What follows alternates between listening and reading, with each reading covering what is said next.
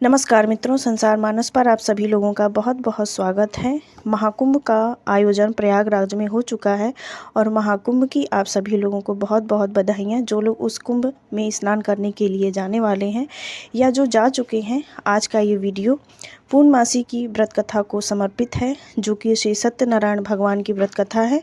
बहुत सारे जातक पूर्णमासी के दिन श्री सत्यनारायण का व्रत करते हैं। तो चलिए श्रवण करते हैं आज की कथा। एक बार नैमिषारण्य में तपस्या करते हुए शौनकादि ऋषियों ने सूत जी से पूछा, जिसके करने से मनुष्य मनोवांछित फल प्राप्त कर सकता है, ऐसा व्रत या तप कौन सा है। सूत जी ने कहा, एक बार श्री नारद जी ने श्री विष्णु भगवान से ऐसा ही प्रश्न किया था। तब श्री विष्णु भगवान ने उनके सामने जिस व्रत का वर्णन किया था, वही मैं आपसे कहता हूँ। प्राचीन काल में काशीपुरी में एक अति निर्धन और दरिद्र ब्राह्मण रहता था। वह भूख प्यास से व्याकुल हो भटकता फिरता था। एक दिन उसकी दशा से व्यथित होकर विष्णु भगवान ने बूढ़े ब्राह्मण के रूप में प्रकट होकर ब्राह्मण को सत्यनारायण व्रत का विस्तार पूर्वक विधान बतलाया और अंतर ध्यान हो गए। ब्राह्मण अपने मन में श्री सत्यनारायण व्रत करने का निश्चय करके घर लौट आया और इसी चिंता में उसे रात भर नींद नहीं आई। सवेरा होते ही वह सत्यनारायण के व्रत का संकल्प करके भिक्षा मांगने के लिए चल दिया। उस दिन उसे थोड़े ही परिश्रम में बहुत अधिक धन धान्य भिक्षा में प्राप्त हुआ।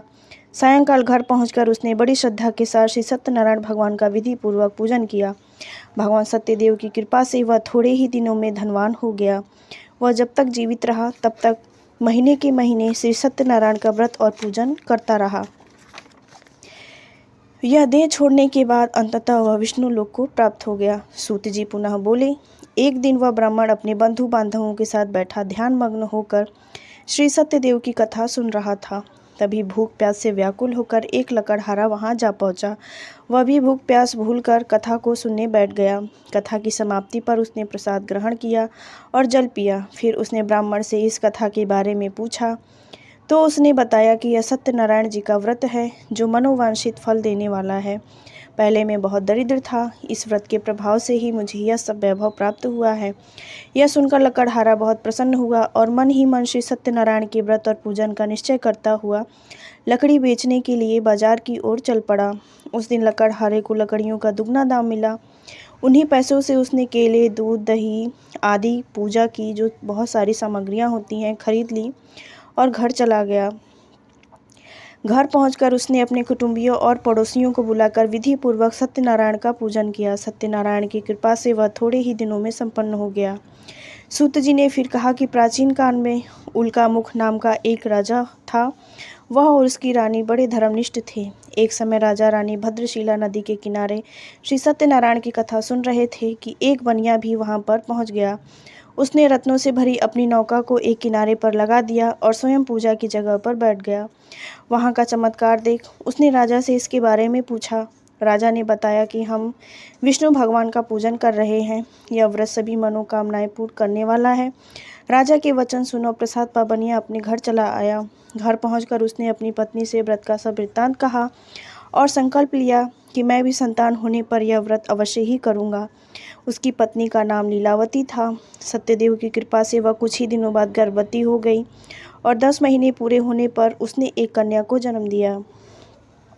कन्या का नाम कलावती रखा गया और वह चंद्रमा की कलाओं के समान नित्य प्रिय बढ़ने लगी।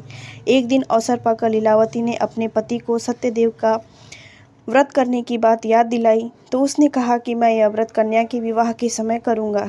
यह कहकर बनिया अपने कारोबार में लग गया। जब कन्या विवाह के योग्य हो गई तो उसने दूतों द्वारा खोज कराकर कंचनपुर नगर के एक बनिए के सुंदर, सुशील और गुणवान बालक के साथ विवाह कर दिया। फिर भी बनिए ने सत्यनारायण का व्रत नहीं किया। इससे श्री सत्यनारायण अप्रसन्न हो गए। कुछ दिनों बाद बनिया अपने दामाद को साथ लेकर समुद्र के किनारे रत्नसारपुर में व्यापार करने गया। एक दिन रत्नसारपुर के राजा चंद्रकेतु के खजाने से चोरों ने बहुत सा धन चुरा लिया। राजा के सिपाही चोरों का पीछा कर रहे थे। चोरों ने जब देखा कि सिपाहियों से बचना कठिन है तो उन्होंने राजकोष से चुराए हुए तमाम धन को एक जगह फेंक दिया और स्वयं भाग गए। वहीं बनिए का डेरा था। सिपाही चोरों को ढूंढते हुए उसी जगह पहुंच गए और उन्होंने दोनों बनियों को चोर समझकर पकड़ लिया। राजा ने दोनों बनियों को जेल में डालने का आदेश दिया और उनका धन कोष में जमा करा दिया। श्री सत्यदेव के कोप से लीलावती और कलावती भी बड़े दुख से दिन को काट रही थी। एक दिन कलावती भूख प्यास से व्याकुल होकर एक मंदिर में चली गई। वहाँ श्री सत्यनारायण की कथा हो रही थी। वहीं बैठकर उसने कथा सुनी। प्रसाद लेकर रात होने पर घर पहुंची। माता के देरी का कारण पूछने पर उसने सब बात कह दी। उसकी बात सुनकर लीलावती को अपने पति की भूली बात याद आई और उसने श्री सत्यदेव के व्रत का निश्चय किया। उसने अपने बंधु बांधवों को बुलाकर श्रद्धापूर्वक कथा सुनी और विनम्र भाव से आर्त होकर प्रार्थना की कि मेरे पति ने संकल्प करके भी जो आपका व्रत नहीं किया, उसी से आप अप्रसन्न हुए थे। आप कृपा करके उससे मेरा अपराध क्षमा करें। लीलावती की प्रार्थना से श्री सत्यदेव प्रसन्न हो गए। उसी रात्रि में श्री सत्यदेव ने राजा चंद्रकेतु को स्वप्न में दर्शन देकर कहा कि प्रातःकाल होते ही दोनों बनियों को जेल से छोड़ दो और उनका सभी धन उन्हें लौटा दो, वरना पुत्र और पौत्र समेत तुम्हारा राज नष्ट हो जाएगा। इतना कहकर सत्यदेव तो अंतर्ध्यान हो गए और राजा ने भी सवेरा होते ही दोनों बनियों को मुक्ति का आदेश दे दिया और साथ ही उनका धन उन्हें लौटा दिया और बहुत सम्मान पूर्वक उन्हें विदा किया। दोनों बनिए आनंदित हो अपनी नौका लेकर घर की ओर चल पड़े। तभी श्री सत्यनारायण भगवान सन्यासी के वेश में उनके समीप आए और बोले कि तुम्हारी नौका में क्या है? बनिए ने हंसते हुए उत्तर दिया कि नौका में लता पत्रों के सिवाय और कुछ भी नहीं है। यह सुनकर दंडी स्वामी ने कहा कि तुम्हारा वचन सत्य हो। स्वामी के चले जाने पर बनिए ने देखा कि नौका हल्की होकर ऊपर उठ रही है। उसे बड़ा कुतूहल हुआ और देखा बेहोश होकर गिर पड़ा। किंतु दामाद ने कहा कि इस प्रकार घबराने से काम नहीं चलेगा। वह सब उन्हीं स्वामी की करामात है। चलकर उनसे प्रार्थना की जाए तो फिर वैसा ही हो जाएगा। दामाद की बात मानकर बनिया स्वामी के पास पहुंचकर उनके चरणों में गिर पड़ा और बार बार उनसे क्षमा मांगने लगा। उनकी विनती प्रार्थना से भगवान ने प्रसन्न होकर उन्हें इच्छित वरदान दिया और स्वयं उसी जगह अंतर्ध्यान हो गए। बनियों ने नाव के पास जाकर देखा तो वह धन रत्नों से भरपूर था। तब उन्होंने वहीं श्री सत्यदेव का पूजन किया और कथा सुनी। फिर वह घर की ओर चल दिए। अपने नगर के समीप पहुंचकर बनिए ने लीलावती के पास अपने आने का समाचार भेजा। लीलावती उस समय श्री सत्यनारायण की कथा सुन रही थी। उसने अपनी पुत्री कलावती से कहा कि तुम्हारे पति और पिता आ गए हैं। मैं उनके स्वागत के लिए चलती हूँ। तुम भी प्रसाद लेकर शीघ्र ही नदी तट पर पहुँच जाना। कलावती प्रसन्नता के कारण इतनी विमुग्ध हो गई कि वह कथा का प्रसाद लेना भूल गई और तुरंत ही नदी के तट की ओर दौड़ पड़ी। वह ज्यों ही नदी के किनारे पहुंची, त्यों ही उसके पति समेत नौका जल में डूब गई। यह देख बनिया हाहाकार करके छाती पीटने लगा। लीलावती भी दामाद के शोक में विलाप करने लगी और कलावती अपने पति के खड़ाऊं लेकर सती होने को उद्यत हुई। तभी आकाशवाणी हुई कि हे वणिक, तेरी कन्या सत्यनारायण के प्रसाद का निरादन करके पति से मिलने के लिए आतुर होकर दौड़ी आई थी। यदि वह प्रसाद लेकर फिर आए तो उसका पति जी उठेगा। यह सुनकर कलावती घर की ओर दौड़ गई। श्री सत्यनारायण का प्रसाद लेकर नदी के किनारे आई तो क्या देखती है, उसके पति समेत नौका जल पर तैर रही है। यह देख बनिया भी प्रसन्न हो गया और अपने घर पहुंच गया। वह जब तक जीवित रहा तब तक श्री सत्यदेव का व्रत करता रहा, श्रद्धापूर्वक कथा सुनता रहा। इसके पश्चात सूत जी बोले, एक समय तुंगध्वज राजा शिकार खेलने के लिए वन में गया हुआ था। वहां उसने देखा कि बरगद के वृक्ष के नीचे बहुत से गोप ग्वाल इकट्ठे होकर सत्यनारायण की कथा सुन रहे हैं। राजा ने न तो सत्यनारायण को नमस्कार किया और न पूजन के पास ही गया। गोपगण राजा को देखकर स्वयं प्रसाद लेकर उनके पास आए और प्रसाद राजा के सामने रख दिया। राजा ने स्वयं की कुछ परवाह न की और महल की ओर चला गया। राजद्वार पर पहुंचते ही राजा को मालूम हुआ कि उसके पुत्र पौत्र धन और संपत्ति सब नष्ट हो गए हैं। उसे वन की घटना स्मरण आई और उसने विचार किया कि श्री सत्यदेव के प्रसाद का निरादन करने के कारण ही मुझे यह दुख प्राप्त हुआ है।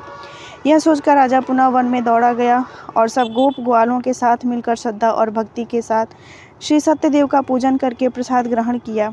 इसके बाद वह घर पर लौट आया तो उसके मृत पुत्र पौत्रादि भी जी उठे और नष्ट हुई संपत्ति भी ज्यों की त्यों हो गई।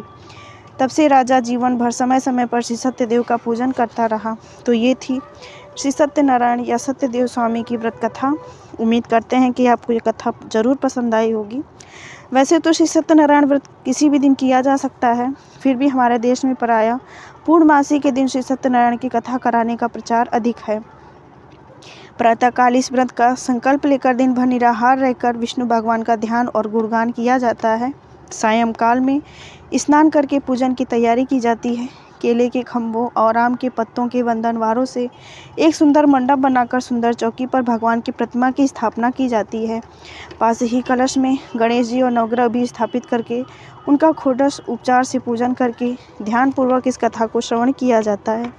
तो ये था श्री सत्यनारायण व्रत कथा की छोटी सी कथा। इसमें कई कथाएं संकलित थीं। इसके साथ ही आप सभी लोगों को महाकुंभ आयोजन की बहुत बहुत बधाइयाँ और आप सभी लोगों को मकर संक्रांति की भी बहुत बहुत बधाइयाँ। उम्मीद करते हैं अगले वीडियो में हम एक नई कथा के साथ मिलेंगे।